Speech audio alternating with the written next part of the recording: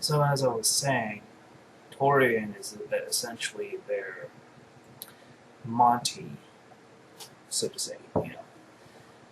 He has potential to improve a lot, and he has. You've seen his double reel.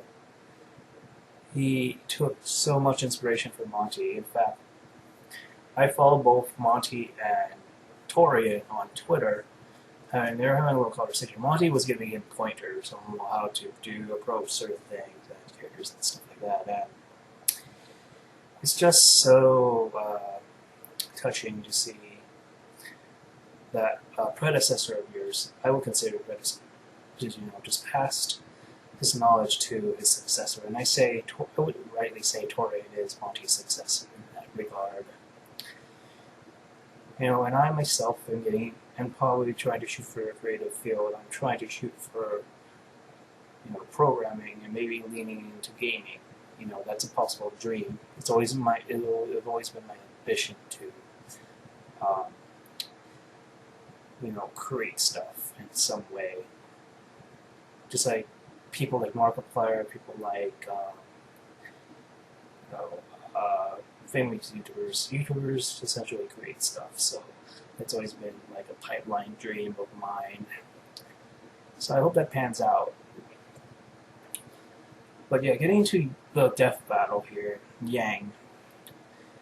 I think I narrow my choices to a few people that Yang should face. So I'm not going to go in order, but I'm going to say a few choices I have in mind.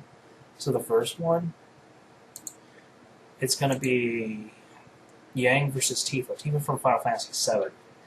Now, if they did this, I will be happy because Tifa, as you know, Monty did Dead Fantasy. He created Dead Fantasy. That was like one of the first things I watched. So if they did Yang from RWBY, which is an original series by Monty, and then Dead Fantasy, which is a crossover, Dead or Alive and Final Fantasy, that would be another second homage to Monty Oom, which I already established that Screwtack and Rooster Teeth are pretty close.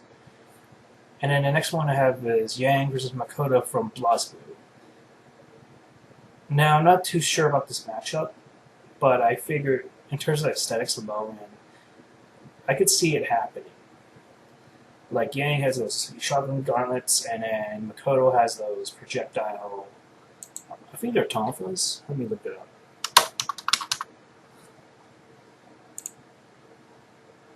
And read a bit of her bio.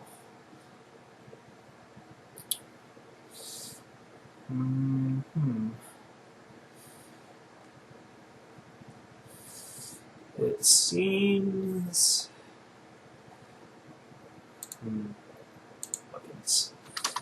Weapons. Yeah. So if you look at Makoto, I can see that happening.